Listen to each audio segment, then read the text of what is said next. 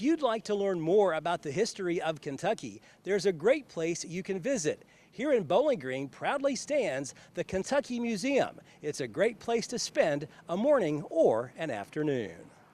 The building was built in 1939, so we've just celebrated a couple years ago our 75th anniversary. It's been a place for culture, history, and art. We have an archive of items from Kentucky given by Kentuckians, and we try to tell the story of both Kentuckians who've lived here throughout these years, and also being able to share with the world what we're all about as Kentuckians, and bring the world here.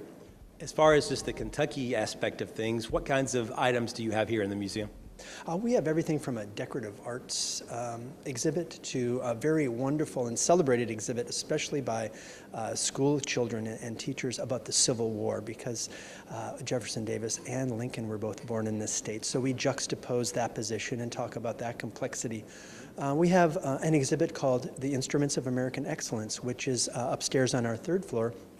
And it actually highlights instruments, ordinary instruments that people use to do extraordinary things. So it's a wide range of things. For instance, a microphone that Sam Phillips used at Sun Studios. That was his instrument to create greatness.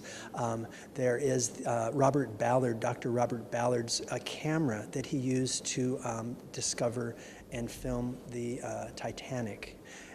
Helen Keller's Braille Bible, we consider that a tool. So a lot of different things that can really engage the senses and the intellect as well.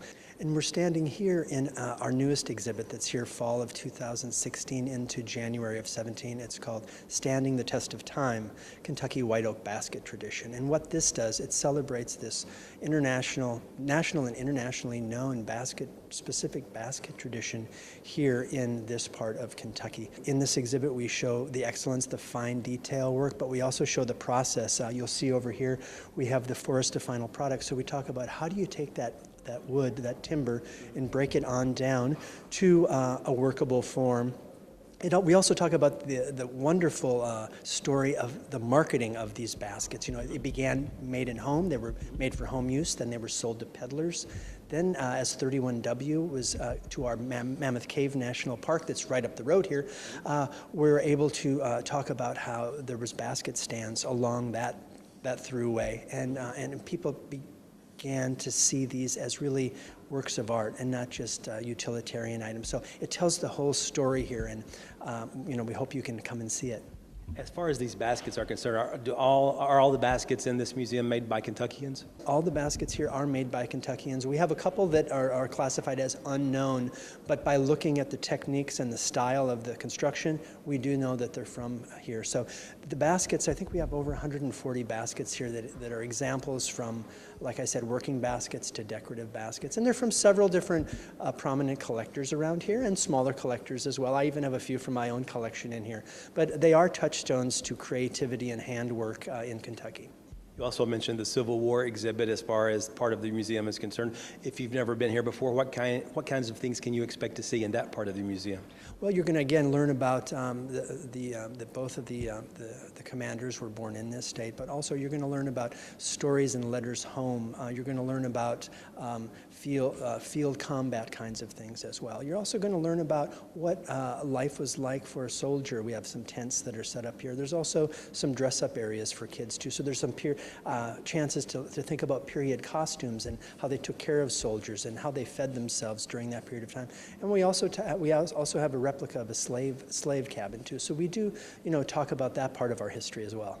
Is there also a picture of the Mona Lisa here in this building as well? There is up in our decorative arts area, there is a replica of a Mona Lisa painting as well. It's a very small thing, but it's one of the things that people gravitate towards when they come here.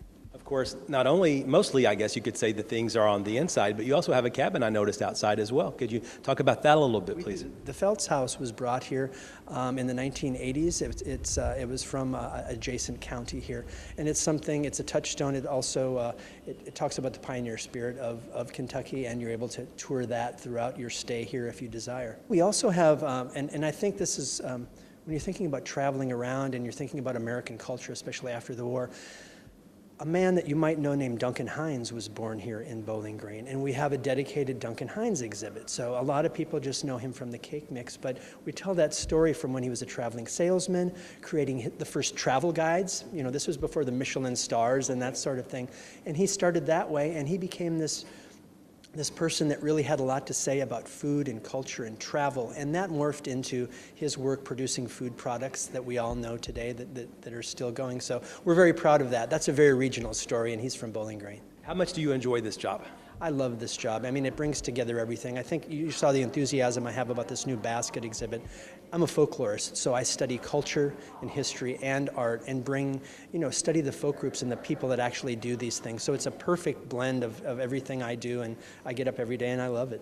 If you would like to visit the Kentucky Museum, it's located on the Western Kentucky University campus. The address is 1444 Kentucky Street in Bowling Green. It's open from 9 a.m. to 4 p.m. Monday through Saturday. Reporting from Bowling Green, Kentucky, Barry Hyatt, NCTV.